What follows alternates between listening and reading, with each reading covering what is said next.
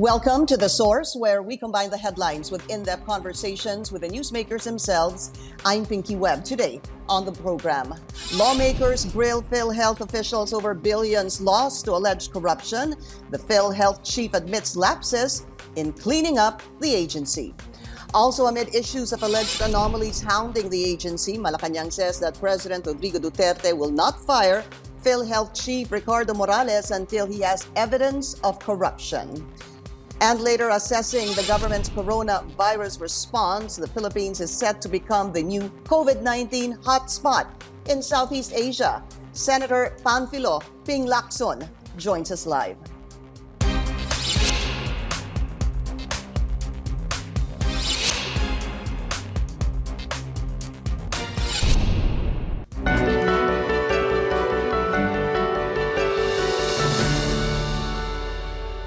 Senators believe that PhilHealth President and CEO Ricardo Morales may have been co-opted or involved in the massive corruption in the agency. Lawmakers have been looking at the irregularities at the agency under his watch. Meantime, Malacanang on Wednesday downplayed the recent spike in COVID-19 cases. Presidential spokesperson Harry Roque tells CNN Philippines that the country is not alone and that other countries have seen an increase in cases. Let's go straight to the source of this story. We have Senator Ping Lacson. Senator Lacson, welcome to the show, sir, and thank you for your time. Thank you very much, Pinky, and also to the viewers. Good morning.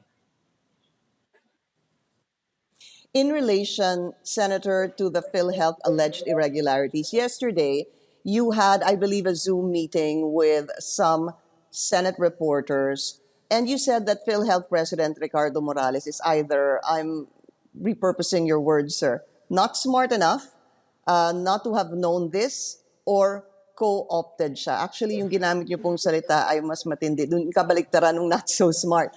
Can you please explain this further, sir? Well, first, his responses to our questions during last Tuesday's hearing. He admitted to have allowed or authorized the release of funds to a private dialysis center, private company, in the amount of 45 million pesos. When the IRM, under Circular 2020-0007, only allows the release of funds to COVID-19 related cases. And dialysis centers do not cater to non-COVID, do not cater to COVID-19 patients. So that's one. Second, he admitted to have been red flagged by Colonel Laborte, who was at the time his head executive assistant, on the grossly overpriced IT equipment. From 62,000 pesos, as Colonel Laborte had initially found out, the BAC, or the Business and Awards Committee of PhilHealth, allowed the purchase of the same IT equipment, the network switches, in the amount of 320,000 pesos each. And there are exchanges of letters between Board Member Cabading and President Morales to the effect that General Morales even admitted in his letter to the board members that there were issues of irregularities already brought before his attention or to his attention, and that he was even questioning the board members if they think he was already complicit. And in the reply letter, reply of board member Kabadi, he emphasized that General Morales repeatedly endorsed the grossly overpriced IT equipment. So these are some of the issues that General Morales has to address more clearly. Do you think, sir, that he was a coddler? Do you think he was a leader of this a mafia, as mentioned by Attorney Keith? Or do you think he simply did not know? We are not yet there, Pinky, as alleged by Attorney Keith. Very, forthrightly, he said that General Morales is the coddler. And of course, General Morales denied the allegation. But at this point in time, we cannot really say if he is now the new head or the cadre of the so-called mafia inside inside PhilHealth. But it is apparent that there's really a mafia-like syndicate operating in PhilHealth because almost exactly a year ago we conducted the same hearing, and the focus of that hearing was the WellMed issue. Again, a dialysis center that was being paid by PhilHealth under the previous administration or under the previous presidency of Roy Perez, no, patay na yung pasyente, tuloy pa rin binabayaran. And there are cases filed in the ombudsman. But what happens under the leadership of General Morales? Those who were being investigated or at least facing charges before the ombudsman or before the National Prosecution Service, they're still they were promoted under General Morales. So we can more or less draw conclusions if he is being co-opted or he is being misled. Right now, I cannot say for sure or state for sure whether he is co-opted or he is continuously being misled. But he's been there for 1 year. And when he was red flagged by Colonel Laborte regarding grossly overpriced IT equipment, dapat doon pa lang, nag-initiate na siya ng at the very least an inquiry. No? Pero yan, ito naman yung sinabi ni board member Kabating. Notice the 5 million as against 500 million. Yung nasa right portion ng screen, ito yung in-approve do sa ISSP nila, approved ng DICT because subject to approval ng DICT yung kanilang Information Systems Strategic Plan. And these are the items, some of the items listed by Kabating because Kabating is a CPA, by the way, he's an accountant. And he knows probably his numbers. But kung ganito yung red flag, bakit walang ginagawa yung presidente in the person of General Morales? So, yun. And what did he say about that, sir? As we're showing on the screen, some of the items like the Adobe Master Collection software, PhilHealth proposal was at 21 million, approved by the DICT is 168.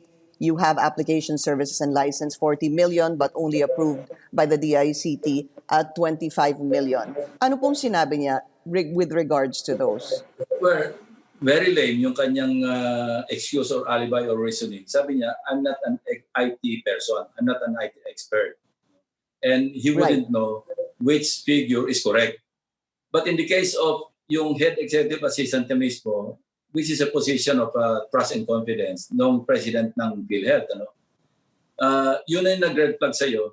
Hindi ba dapat at the very least magkunda ka ng inquiry? Pero sabi niya, hindi ako IT person. I wouldn't know who to believe or which figure to believe, whether it's 320,000 or 6,000.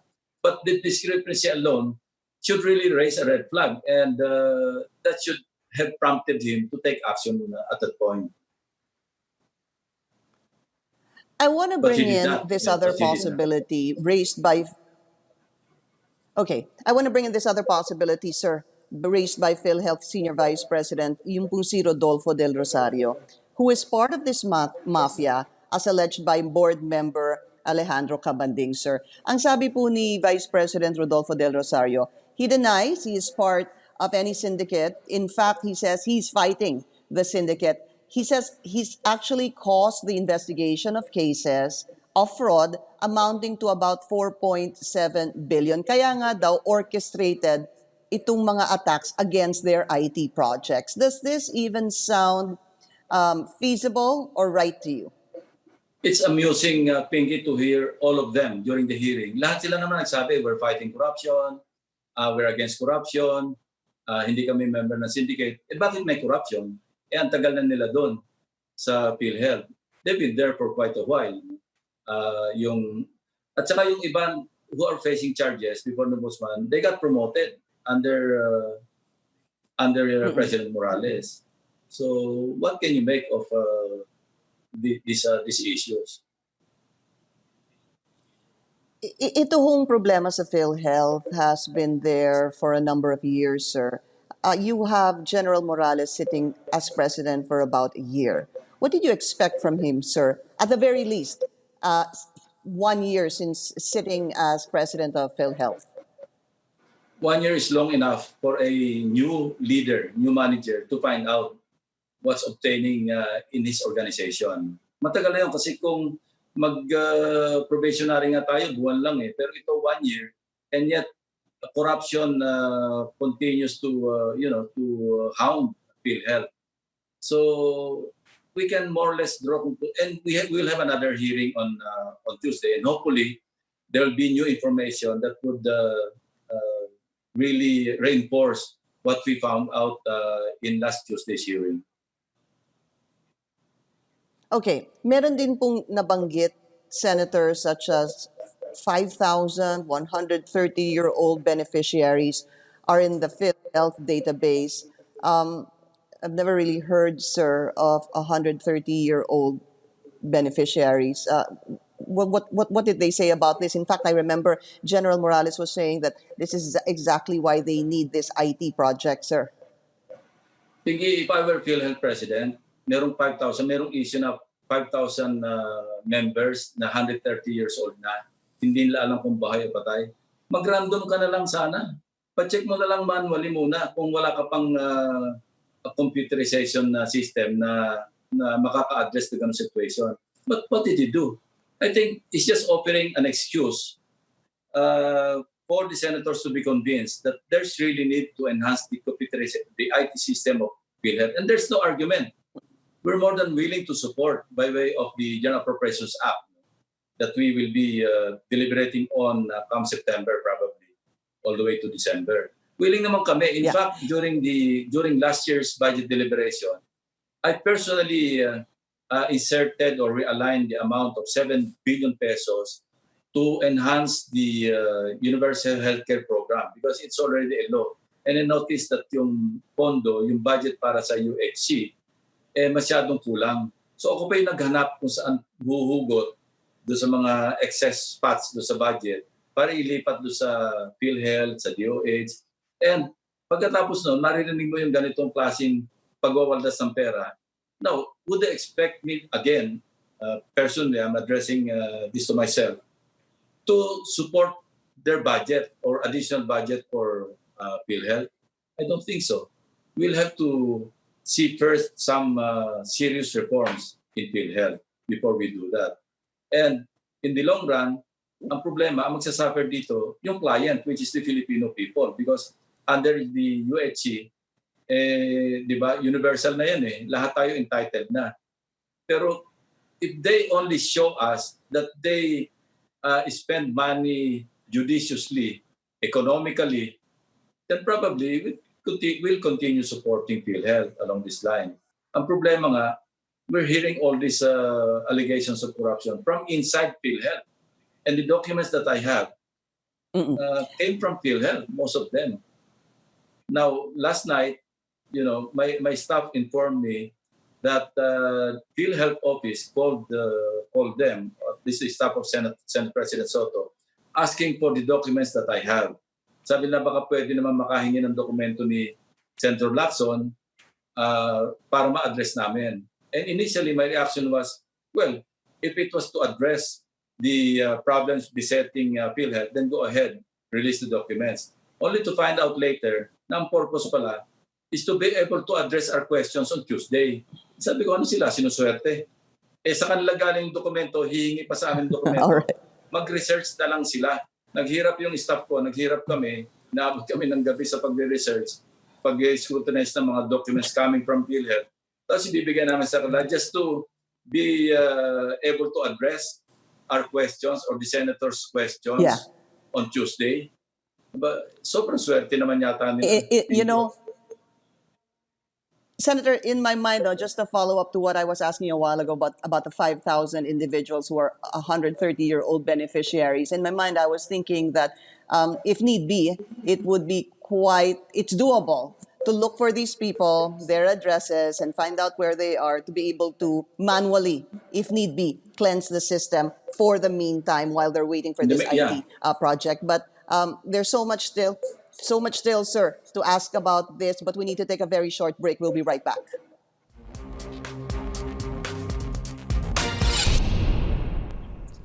You're watching The Source on CNN Philippines. I'm Pinky Webb. Our guest today, Senator Ping Lacson. There was one thing, sir, that made a number of headlines. This 15 billion stolen or misused by PhilHealth executives, according to Attorney Keith. I wanted to ask you the statements of Attorney Keith, sir, and Mr. Kabading. What do you think they are credible? Well, I'd rather look at the documents, and I've seen the documents, and some of their, at least most of their allegations can be supported by the documents that we have. That much I can say. Whether or Because not 15 billion, I don't know. yeah. Go ahead, sir. Well, I'd rather refer to the documents. And so far, most of the allegations made by Board Member Kabading and Attorney Keith are supported by the documents that we have in our possession. That's where I wanted to go, sir, because when Attorney Keith said 15 billion pesos was lost or stolen, did he substantiate this, sir? Was there any itemization that he presented to the senators during the hearing? Wala pa siyang pinipresent. And I hope on Tuesday, he will give us details or more details on to support his allegation. All right. Senate Minority Leader Franklin Drilon also brought this up, sir, and he was shocked, surprised when he found out from the Vice President of PhilHealth, sir, that it could go bankrupt by 2022. Is this really what could happen? Because I believe it was Senator Ralph Recto who said that PhilHealth has still about 100 billion in reserve funds. Well, we have to dig deeper into those assertions, because right now, what we know is that PhilHealth habitually restate their financial statement. Even COA is finding a hard time in the conduct of their regular audit because of this restatement of financial statements. They bloat their equity or income, and they, try to downplay yung kanilang benefit claims, binabawasan nila.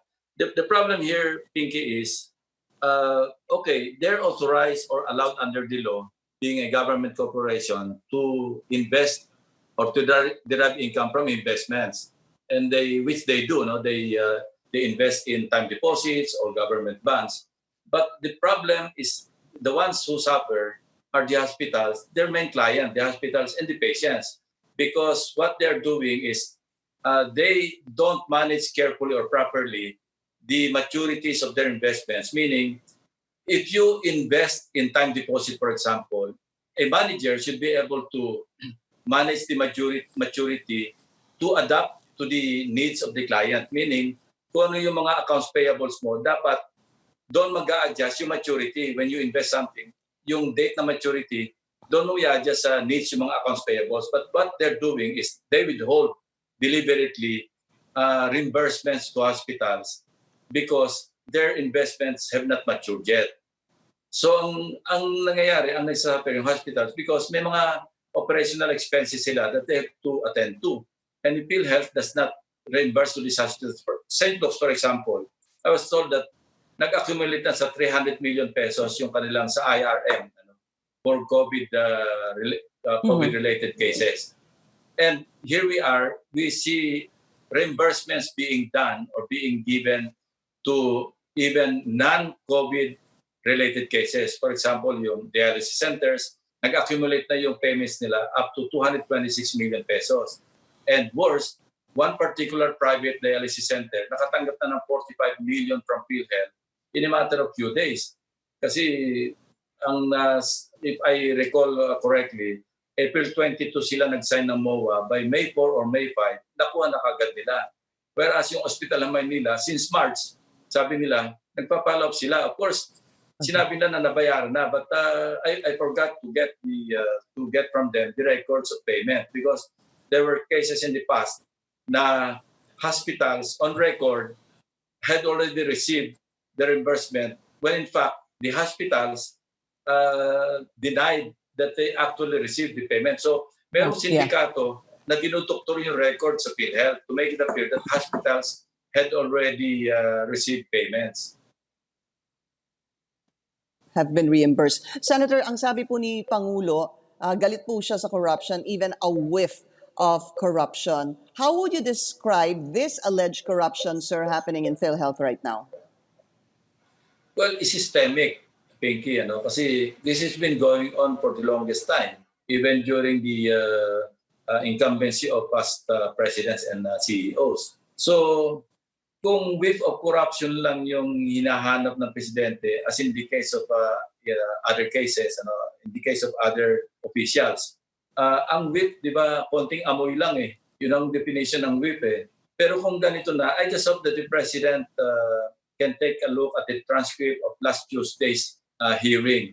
And eventually, pag nakompleto na yung aming investigation, yung committee report, I think, or I hope that Malacanang would take a look at our findings and decide for themselves if there's still wisdom in keeping Morales and the other officials in their posts.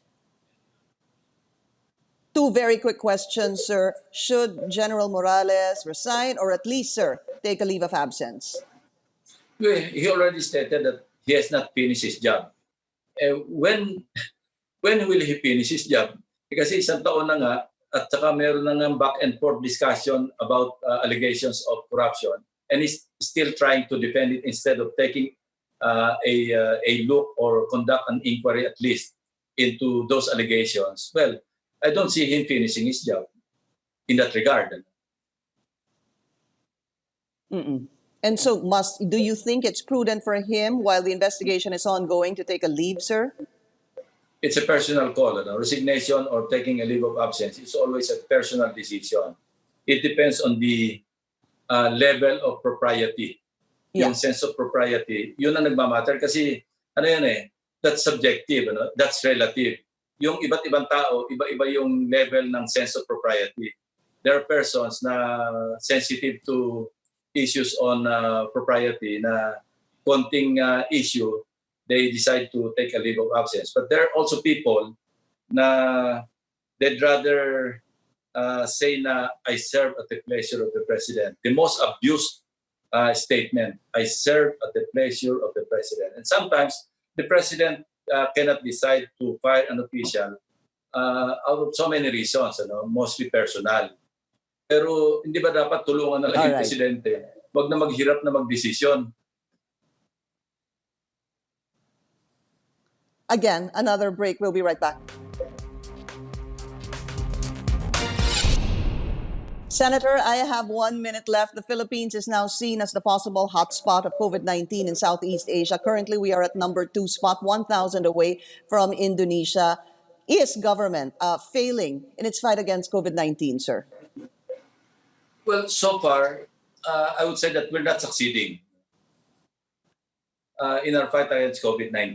Kasi kung number 1 na tayo sa spot sa Southeast Asia, something must be wrong. And, it's more or less parang consoling to hear Secretary Duque talking about strategizing yung approach o yung pag-approach dito sa COVID-19 pandemic. And on a last note, I remember, sir, you said something like you don't understand kung ano yung magic potion Duque has on the president, sir. That's out of frustration, Pinky, because 14 of us, very recently, not too long ago, called for his resignation. He did not. Because pag nakarinig na ng statement of support from Malacanang, lumalakas yung loob. Just like President Morales. Nung una sabi niya, is considering to take a leave of absence. But when Malacanang, through Senator Go, expressed the full trust and confidence ng presidente sa kanya, nagbago na yung tono. Sabi niya, I have not finished my job. No, ako, Pinky, simple lang. May panawagan lang ako sa PhilHealth. Doon sa mga corrupt, baka pwedeng moratorium muna tayo sa corruption. And baka sakaling yung moratorium na ito during the pandemic, maging dress rehearsal na it feels good pala not to be corrupt. Doon naman sa mga PhilHealth na tumutulong sa amin because there's a lot of them. There are a lot of PhilHealth officials and rank and file that continue to give us information and documents. Ang panawagan ko rin, sana wag magsawa because hindi naman talaga ititigil. Maski nakita na, wala naman nangyayari kasi taon-taon. Kasi parang anniversary na ngayon eh. Last year, August 8 kami nag-conduct ng hearing. Ngayon, August na naman. Sabi nga ni President Morales, di ba, na parang si Einstein doing the same thing all over again, expecting different results. Hindi naman kami, mapapagod ba kami? We will not get tired. All right. Thank you to Senator Panfilo Ping Lacson. Thank you, sir. Thank you, Pinky. And thank you for joining us here on The Source. I'm Pinky Webb. You're watching CNN Philippines.